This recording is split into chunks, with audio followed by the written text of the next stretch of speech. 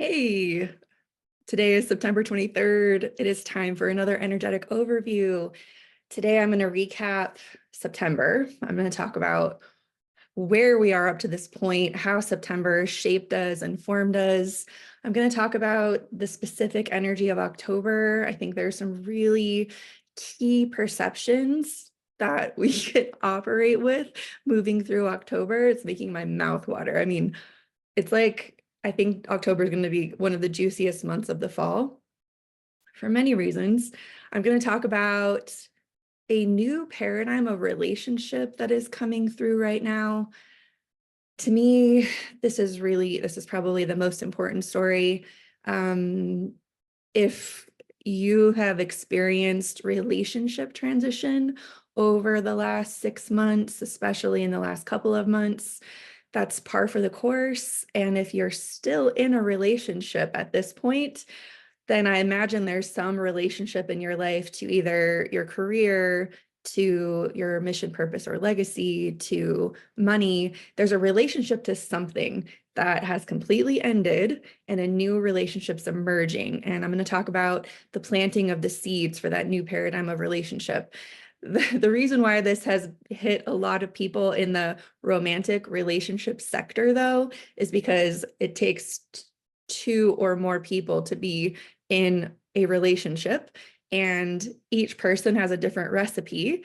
And even if your recipe is a relationship transformation in an area besides romance, maybe in work or health or something like that, the likelihood of your partner having a relationship transition that actually affects you is very high. So literally every single person I've spoken to in the last month has told me that they've had some kind of massive overhaul when it comes to a relationship, an important relationship that they have in their life. So I'm going to talk about the new paradigm of relationship that's emerging and why it's been so important for us to move through some of the intensity that September presented for all of us, that August presented for all of us, that July presented for all of us, etc. In my last video, I did give a pretty detailed summary of the overview of the fall. So I'm not going to spend tons of time kind of doing that big picture this time. I'm really going to focus on September, October, and this relationship dynamic.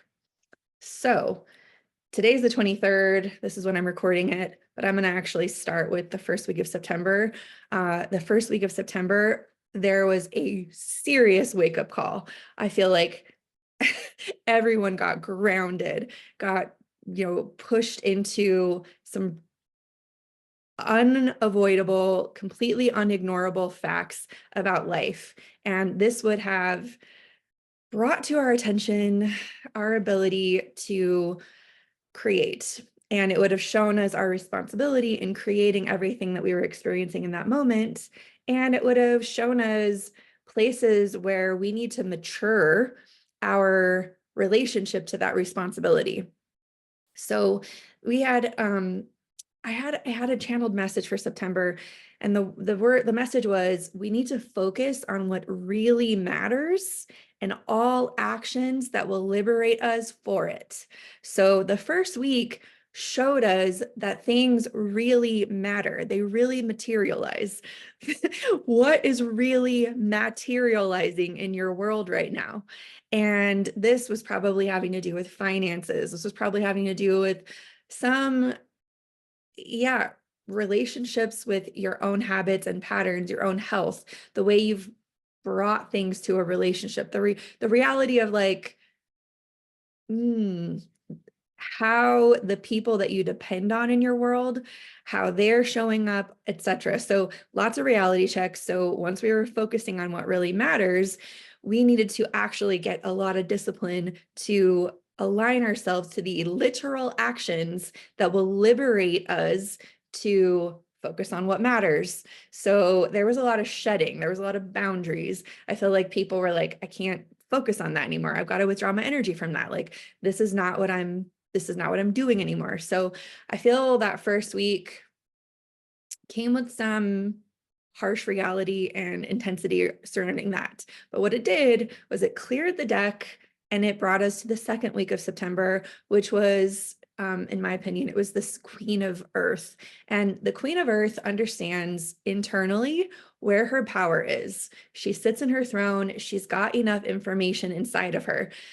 This would have brought some like, well, now with all the facts, now that I know what I'm sitting with, the power I have, I'm going to make some decisions from my internal throne. So that second week of September had us taking on more of our power, more of the power that we have to decide. And I'm not saying this wasn't without pain. The Queen of Earth feels her reality intensely, but that discernment that she has is what allows her to make some internal decisions that she then acts upon when it moves to the King of Pentacles, which was the third week of September. So we get to the third week of September and we are in the space of now I proceed. This is how I act from. This is how I show that I'm aware of these truths. And this is me owning my sovereignty as a creator and moving from that place. So I believe that there was a strong recall of things that we had previously given power to. We pulled that power back and we started acting almost like, even though we're talking about a king energy, like, and for me, I believe the king and the queen live within each one of us. So this isn't about like men and women, king and queen. This is about our internal landscape and then the way that our external acts from in support of the internal landscape. So we got this moment where it's almost like we've entered this brand new timeline and we're taking these new, fresh baby steps from this new internal awareness that we have. And I believe during that third week of September, we had a timeline shift. I believe it was the last like shedding of power control that used to be given out in the world. Now we had an eclipse on the 17th of that week. That was a Pisces eclipse. I believe that eclipse opened up a lot of our records. It opened up memories from our past relationships, memories from our past patterns. I would imagine there was some nostalgia.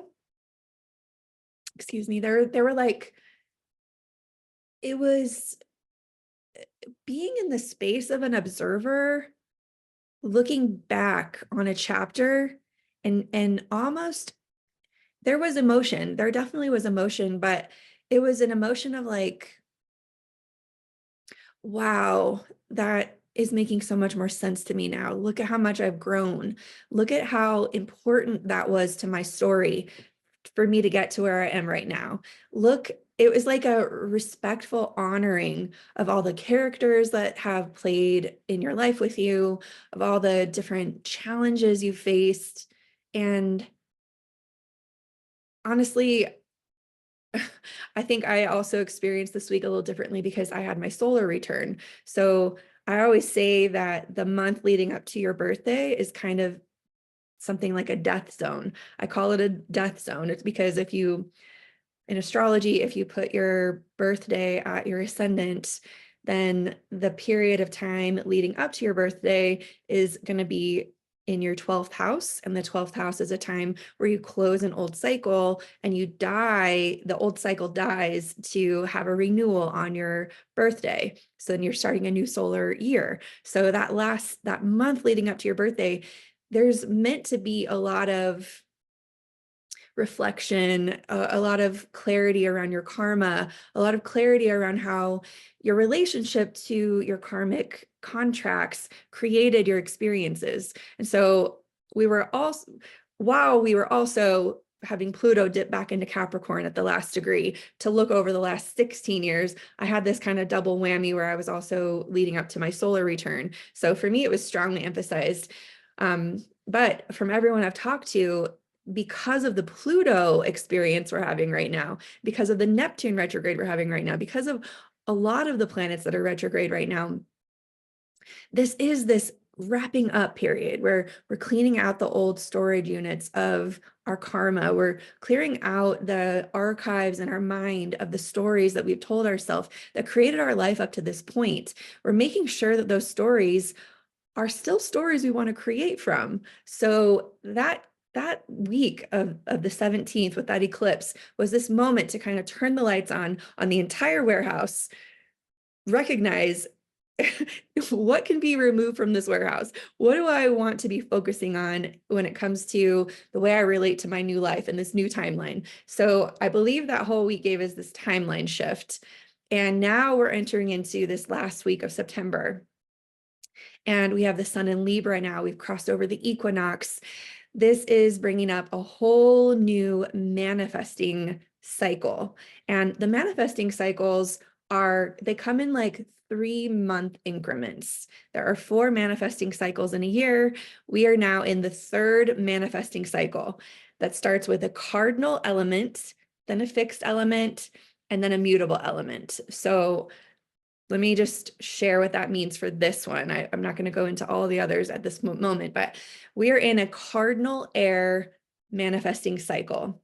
So what we are doing now is we're pulling back the arrow of our intention, and we're pulling it back with Libra energy. So this is cardinal air. This is curiosity about the other.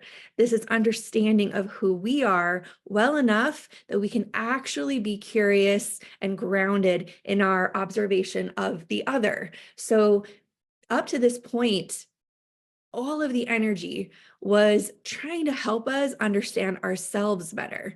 So every pattern that showed up, every grading experience we had was meant and designed to help us understand how we meet our needs, what we desire to commit our hearts to, who we are as an integrated, individuated being, etc. Now we're in the second half of the cycle.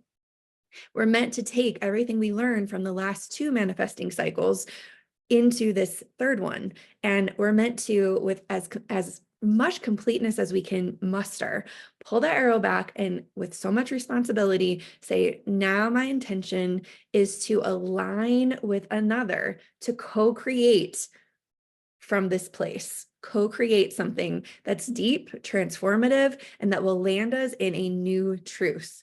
So this is the first week of doing that. And the first 10 degrees of Libra. So you can separate Libra season into 3 massive chunks, even though I separate it into weeks. Astrologers all have their different ways of doing this, but for the first 10 degrees of Libra, which is from like the 22nd to like the 2nd of October, we are pulling the arrow back with clarity of who we are, our vibration, our frequency, our values, and who we'd like to collaborate with. So we pull the arrow back. And once we get that aligned, then we start to navigate in the second 10 degrees from the 11 degrees to the 20 degrees. All right, now let me find those people. Let me be curious about that. It opens up a lot of social interaction. It opens up a lot of communication. So once we find those people that we feel aligned with, the second part is, now where do I want this arrow to go? Where do I want this co-creation with this person to actually land? And so with some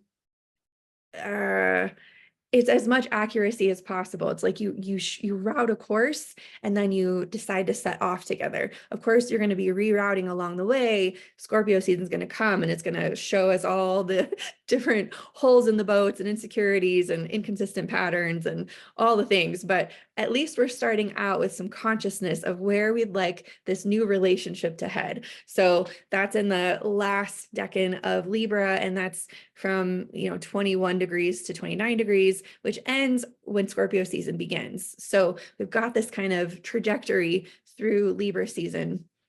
So right now, you should be asking yourself, okay, what is it I want to co-create? What feels exciting and juicy to me? Who would I want to attract? Ask yourself all those questions. And then once we hit Scorpio season, with full faith, you'll let go of the arrow and it will have a fixed trajectory through the jungle of Scorpio season.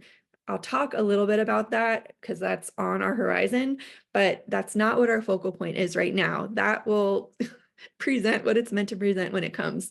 Right now, it's still kind of in this personal space of really being honest with yourself. And here's where I want to talk about the 3 pillars of the new paradigm of relationship. Now, these 3 pillars sound like common sense. They're like obvious, but in practice, they're quite difficult for many, many reasons. So I'll just share them. The first pillar of the new paradigm of relationship that we've all been clearing our desks for is having total honesty, authenticity, and truthfulness with ourselves. We have operated for a very long time with certain conditions to our personalities, certain conditions to what we thought the role that we were playing was supposed to be like. And frankly, it wasn't completely honest. We all have done this. We did this from the time we were born because we had, to some degree, some conditions to what was acceptable, what we thought getting love was from our parents, what we thought getting love was from our peers. There were different developmental stages where more layers of the roles got layered on, and our personality shaped based on these layers. And literally different embarrassing moments, anxiety, pain, every time we felt like discomfort in our deepest emotional body, we threw on another layer so that we don't have to feel that anymore. So now we've got the South Node in Leo, or in Libra. We've got Black Moon Lilith in Libra. This is a period of time, and once every 18 years, we have this period of time where we get to shed those inauthenticities again. And we're doing it even more consciously this round because the internet has brought so much availability of information. It's brought so much like Instagram therapy to us.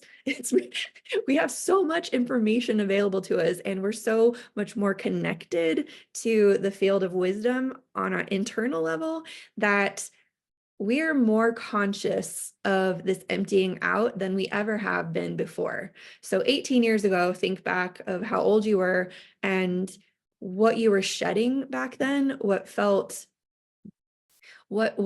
tools you had available to you back then. It was probably as many tools as you could handle. Some of you maybe had like a massive shedding during that time, but I'll say I was frankly a little naive 18 years ago, a lot naive actually. And I'm not saying that I'm a whole hell of a lot more wise now, but actually 18 years does make a difference. So anyways, so we have this opportunity to be so honest with ourselves, to be so clear in what we do that doesn't feel authentic to our soul. And that was what was shredding us apart during July, August, and then September was like, look, when you act from that inauthentic place, this is what's created. Do you like that? Would you prefer something more authentic for you? Yes, you would. So let's do the reformation and focus on what matters most from that authentic place. So we're getting to pillar 1, finally. Okay, I'm going to communicate from my deepest truth with myself, with what's authentic. Fine.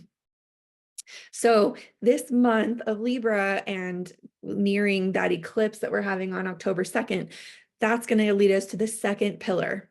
And we've been doing the second pillar to the degree that we've been able to be honest with ourselves.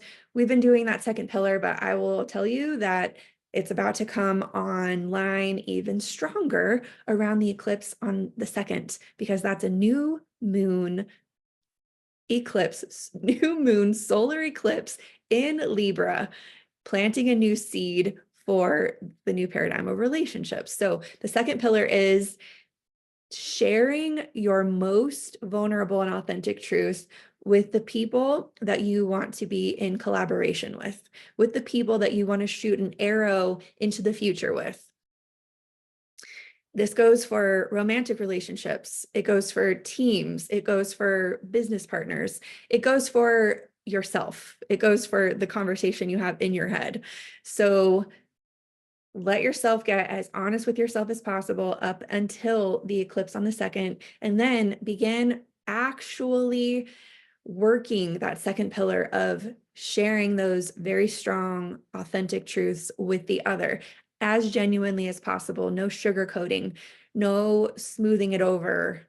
I once saw a meme that was saying people are actually very resilient. And if you prepare them properly and say, listen, this is going to be a little hard to hear, or this feels a little uncomfortable for me to say. And then go straight to it and say it. Don't soften it. Don't sugarcoat it. Just say it. Prepare them with a little bit of a statement so that they can bring themselves to what you're about to say, and then just say it. And then let them receive it. And that leads us to pillar number 3. Pillar number 3 is release attachment to how the other responds.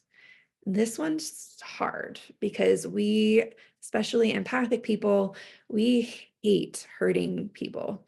We hide uncomfortable truths because we don't like to witness the pain that our reality causes other people.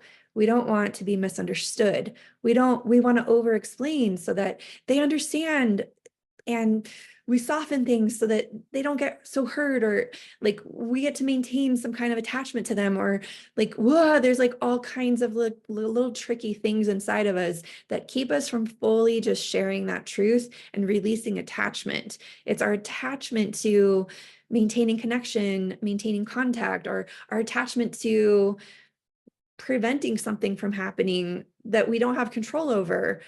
It's those attachments that keep us from sharing our most genuine truths, because we're trying to control the outcome of other people's behavior. And that is a tricky game. And that's why we've gotten into some of the relationship conundrums that we've experienced in the past.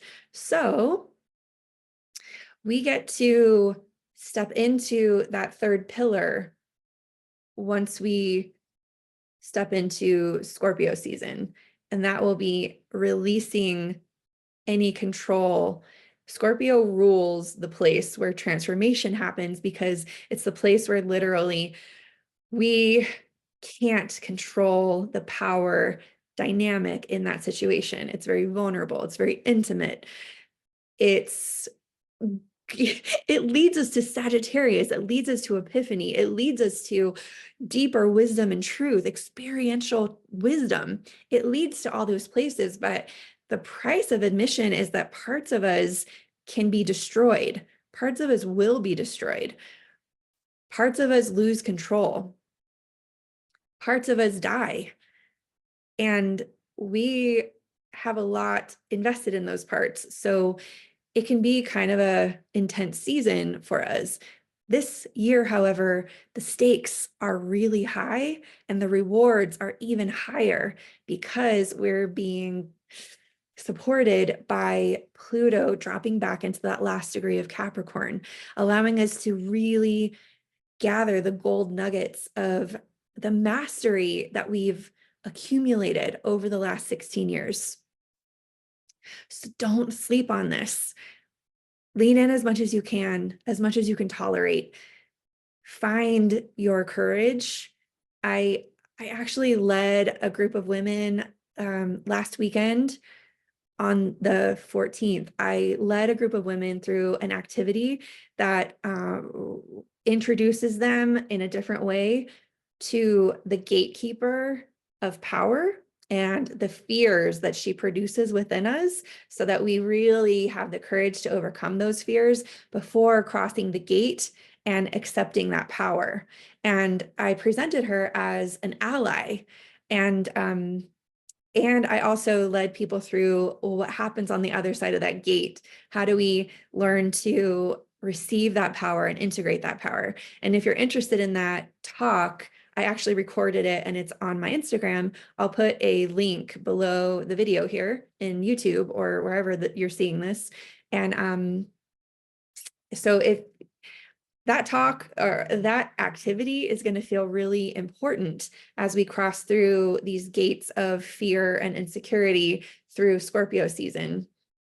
And even to a degree during Libra season. I mean, let's face it, like being in true, authentic co-creation with another can be in some ways terrifying, especially if you're doing it really raw and authentically from this new timeline experience that we all are experiencing now. So if you feel you'd like support, please listen to that talk.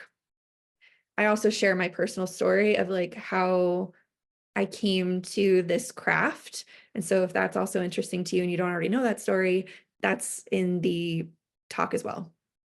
Okay, so that is our summary of Libra season. Now, or summary. Now I'm going to go into the week by week.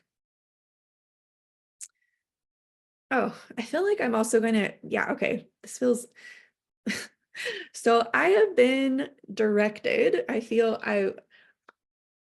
It feels time, it feels appropriate, it feels like it would serve.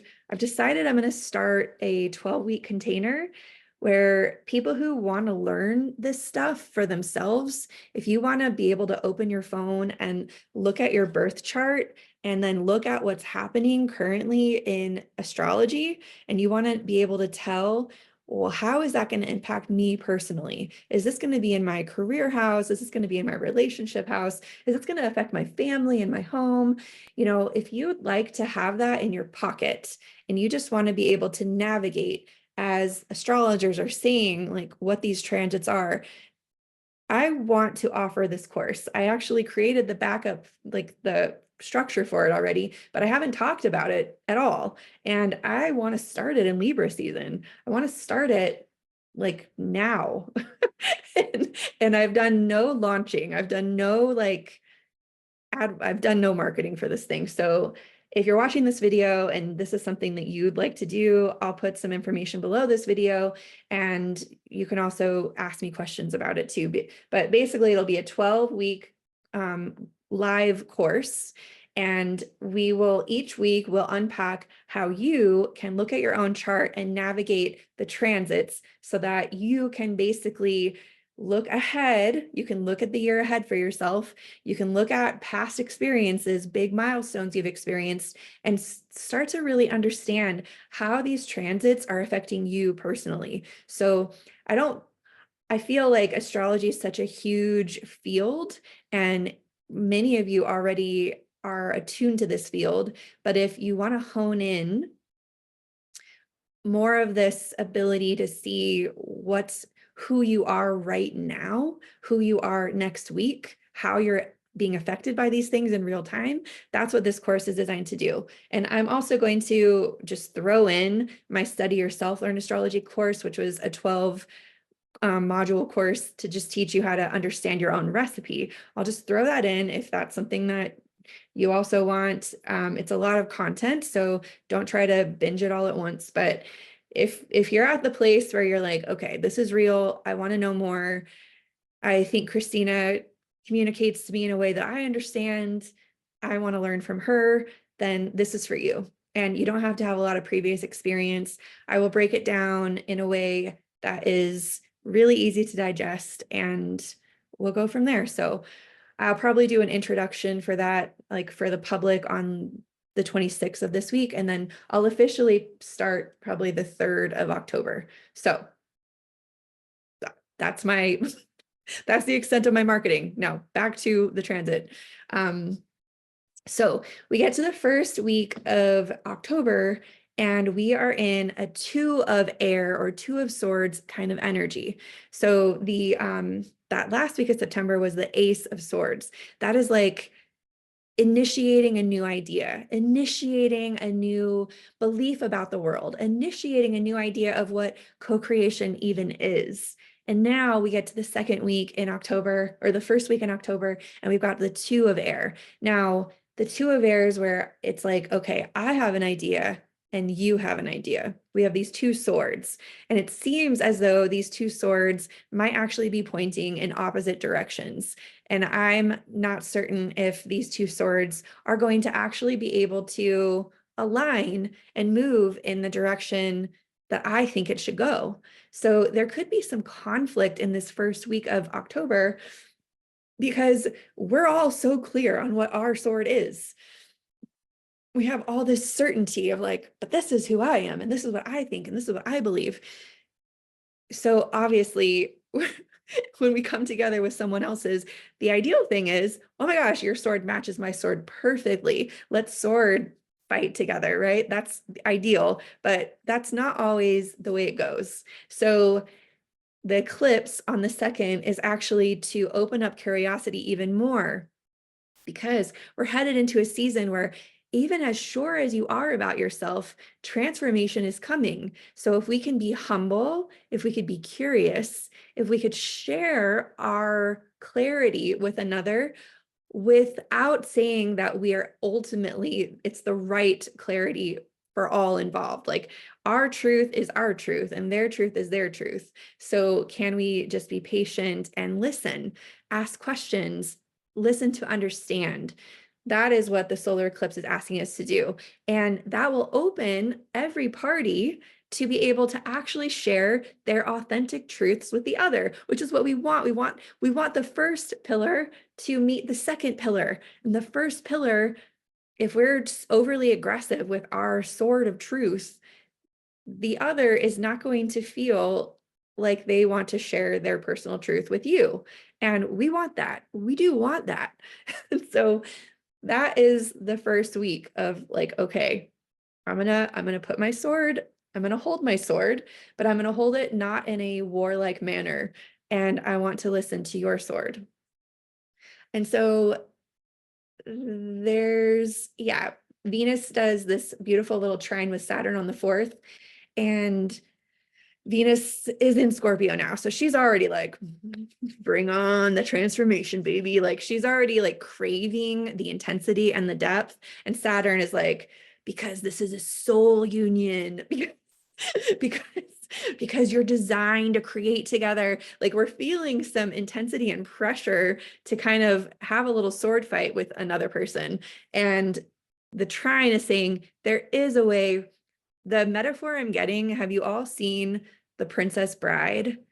You know, in The Princess Bride, how Inigo is up on the cliff, and the guy, the blonde, the pirate, the guy, the main guy is crawling up, and the rope has been cut, and they're like waiting to sword fight with each other. And Inigo is just like, can I give you a rope? I don't know if you'll trust me. I'm only waiting around to kill you. And he's like, no, thanks. I'll just climb up. I can actually quote this movie like word for word, but I'm not gonna put on my nerd hat that hard right now. But I could seriously quote their entire sword fight. Like I'm a master at The Princess Bride. Anyways, partially it's because I grew up in the 80s and we only had VHS, and I would watch the same movies over and over and over. Anyways, that's a side note. Anyways, so in that they start to sword fight, right? And they both start sword fighting left-handed because they just wanted to sword fight. It's like rare that you run into a master that you can sword fight with. So they're just enjoying it. And then one of them changes to right-handed and the other one, I'm not left-handed. And so they start sword fighting right-handed, and like, it's just such a great scene. If we could bring some of that to the first week of October, we will be winning. Like, and of course they didn't kill each other because they respected each other so much. That is what my prayer and blessing for all of us is in that first week of October. And then when we get to the second week, we get to the Three of Swords. The Three of Swords is rough. Like the Three of Swords is like, oh, it's vulnerable. Listen, the way I'm perceiving the second week, because we've got a Mercury squaring Mars, so this could be like word conflict, like, no, my sword, mine's the sharpest, mine's the clearest. But we've got these trines on the 8th. We've got Venus trining Mars, like, okay, wait, hold on. Even though on the 6th, on Sunday, we had some hard, vulnerable words with each other that really cut, that hurt me, that hurt my feelings, that feels hard for me. instead of me pointing my sword at you and poking you back, I'm just going to take that sword and open one more deep layer of incongruency within myself. I'm going to just open and shed one more layer of my heart open. And then with that, hopefully both of us have the respect and honoring to do that. I'll humbly come back to this conversation on the 8th, and we'll see if we can expand our story of what this really is. We'll see if we can communicate beyond the story we've been telling each other or telling ourselves, and we'll be able to really understand the wound that created all of this misunderstanding in the first place. Got Mercury opposite Chiron. I understand and see the wound. I see how that wound developed in my relationship. We've got Mercury trining Jupiter. I see how the story I was telling was just convoluted and not complete. And Venus trining Mars. And I see how I've been at odds with you in the past. I see the depth in which we're both feeling this. And I want to not cut you open anymore. I'm going to use this to cut myself open more vulnerably so that I can feel even more genuinely who I am and what I'm really desiring. And then on the 9th, Jupiter starts to retrograde. So we have this revelation on the 8th, probably due to a misunderstanding on the 6th. I'm going to be frank about that. But this revelation will begin to rewrite all of the stories and archives we've had. Jupiter's in Gemini. When Jupiter's in Gemini, it's like blasting all of the archives open. It's blasting for the last 12 years. You've had stories written 12 years ago. You wrote a story about your life, and you've been living that story out and proving every main point of that story ever since. And now Jupiter's saying, here's the story. Is it still the story you want to be telling? And so we've been looking at that all year as Jupiter's been transiting Gemini, and now it's going to retrograde. And it's like, okay, now you can see how that story is obsolete, is not a part of the future. And I want to give you this opportunity to edit. If you've written a manuscript, edit it. If your characters need a revamp, edit it. Like, it is time. You're in a new timeline. You're not operating in the same rules that you operated under for the last 16 years, 12 years. Edit it. So Jupiter starts that editing process just in time for the first quarter square on the 10th in Capricorn, reminding us that whatever we've experienced in the tangible world, that's only a representation of the past. The past does not equal the future if you change it now, if you change it energetically. And then on the 11th, Pluto begins moving direct again. This is like, okay, we're done diving deep. We're done going back. We're not going back into those archives ever again. So to me, it feels like, holy moly, we have gotten by the 10th, by the 9th, by the time that Jupiter retrogrades, we've gotten as far back into the archives as we're going to go. And now Pluto's starting to move back toward Aquarius for the next 20 years. Pluto will all the way get into Aquarius by November 17th. So we have from the 11th to the November 17th to, like, all right, wrap it up, tie it up, get it out. Like, okay, nope, edit. Like, no. So go for that. And then right as it starts moving forward, we get into the 4 of air. Now, this week from the 13th to the 19th, it could feel like we're in a stalemate. It could feel like, fine, we got all this information.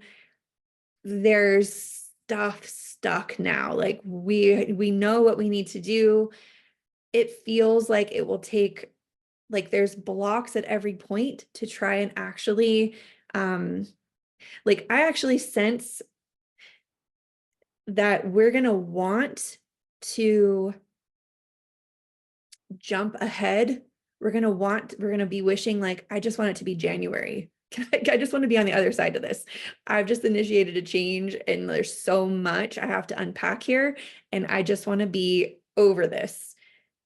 The 13th is going to feel, Mercury square Pluto, and then Mercury entering into Scorpio, like, oh, there's so much here. I didn't realize I had this to clear out. Blech. And then we've got Mars square Chiron. Oh, Mars is in Cancer, feeling all sensitive.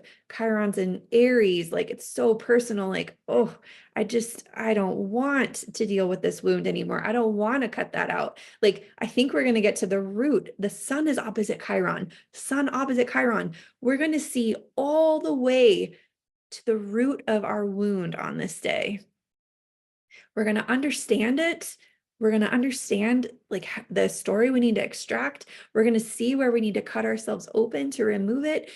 Imagine that you're looking at a deep splinter, and that splinter, you've been living with it for a while. You've been kind of like, no, this is fine. This is fine. I can cope with it. But now you really are seeing like, I'm never going to heal unless I get that splinter out. That pain will always be there. It will always be manifesting if I don't get that out. And freaking, this is the time. I have no choice now. And so we use a new story. So the sun is trining Jupiter on that day as well. So Jupiter is just retrograded. What we're being asked to do is tell a new story about this. So if we're like in a lot of resistance from removing that splinter, we need to say, wow, life is always happening for me. This stalemate that I'm in, this block, this obstacle, this moment that I'm experiencing so uncomfortably, it is giving me an opportunity to actually remove this wound for good, to remove that splinter that's been irritating my soul or irritating my body. We're going to remove that and we're going to tell a new story about it, and we're going to move on and heal from this. Because Christina reminded me that this is my window to do so, and if not now, then when will be the most optimum time? Like this is why I get paid the big bucks, babes. Like this is the time. So do as much as you can to lean into this. The 14th, another grindy day. Venus will be opposite Uranus. The sun is squaring Mars. This is like, in order for this to shift, I have to change. I have to change this. In order for me to collaborate in this way, I have to be the one that changes. It's me. So if we take that and we really take that to heart and shift without deprecation, the thing that I always want to remind people is, as you increase your self-awareness, make sure you increase your self-acceptance as well, because sometimes what happens is we get a new level of awareness and we stop accepting ourselves because of something new we're aware of. Listen, I'm so guilty of this. It sucks. If you increase your self-awareness, but you decrease your self-acceptance, you will cut yourself apart. I become so neurotic that I know way too much and I'm not accepting myself enough. And so I start to carve at myself, and it's terrible and painful. And with a 4 of Swords, this is something that we could be prone to that week. Please don't do that. Please treat yourself with so much love. You didn't know. You didn't know before, and now you do. And when we know better, we move differently. We have more conscious awareness. Like we can feel regret or humbleness. We could feel remorse, and we can feel the pain of that. And it doesn't have to make us terrible people. We can actually just say, that's the pain of not knowing or not, that's the pain of sleeping on this. Oftentimes there's a lot, we would rather maintain a level of self-acceptance and not know. And in fact, in our effort to not have better awareness, we actually just decide it's other people's faults. It's their fault. It's because of that. I get to keep accepting myself and be good, and they get to be the bad thing. And so the self-awareness stays low because we want to maintain a high level of self-acceptance. And we can only accept ourselves if we are aware that we're a good person. If we're not, because we're aware that we've actually done some human things that have been painful for others. And geez, we don't know everything. We don't act perfectly. Like that is a human thing. So in our effort to maintain our self-acceptance, we keep our self-awareness low, but this is a month where the self-awareness is going to increase. If you're finding yourself putting on an extra layer of blame and projection, whew, the manifesting ability will create circumstances that will make it almost impossible for you to ignore that you've got a role in your own creation, that you are in fact creating the experiences that you find very distasteful with other people.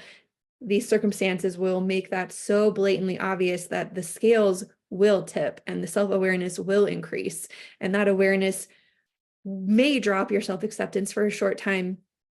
And please, if that happens, it is hard. I've been in the bowels of bed without self-acceptance, with high levels of self-awareness. It's an awful feeling. And always I pray and I find the love and I find the compassion for myself. I find it. And that's everyone's jackpot. When your self-acceptance drops so low that you have no choice but to pray and open yourself to divine grace.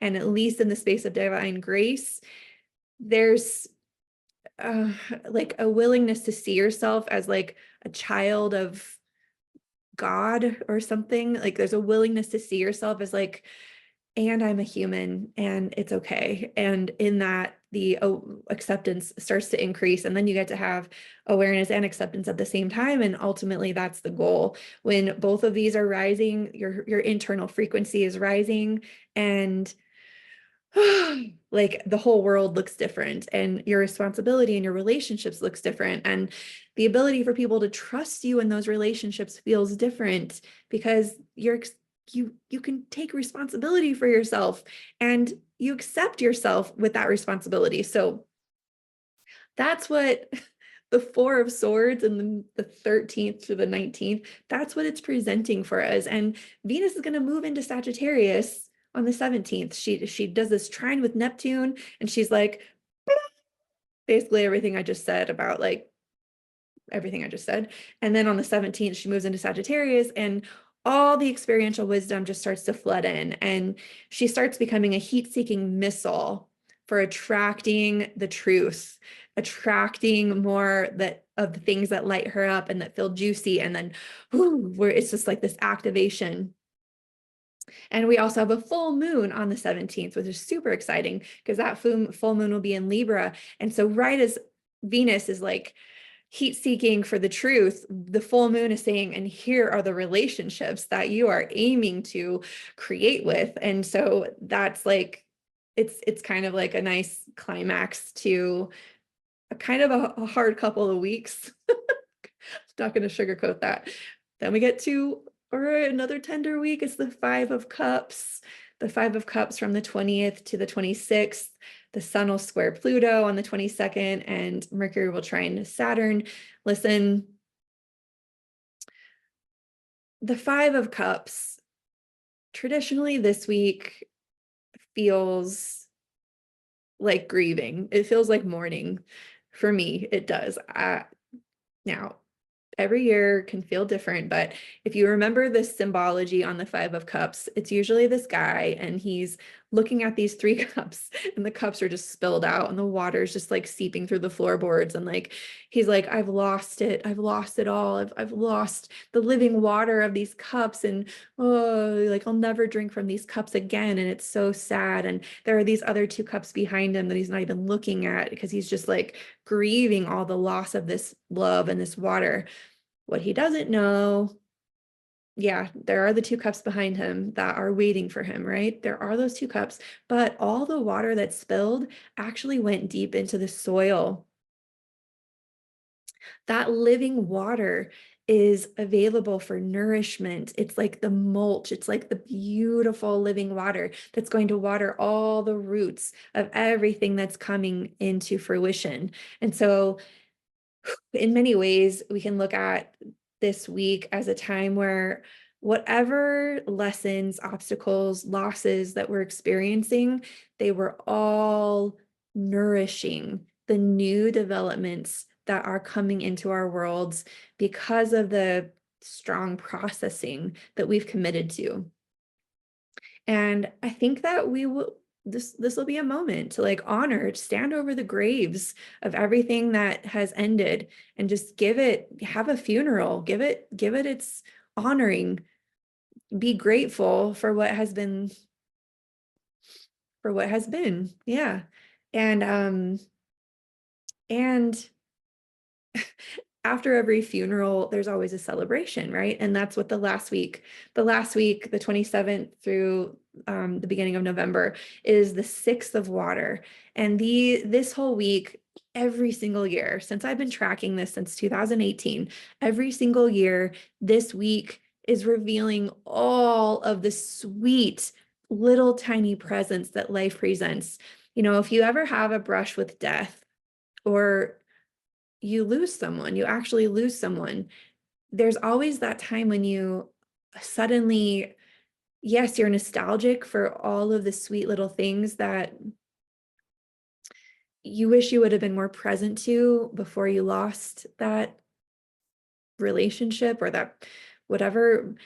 And it reminds you that life is so short, and whatever you have in your life now, this is the time to deeply value the tiny little present moments now, because nothing is guaranteed. Nothing lasts forever.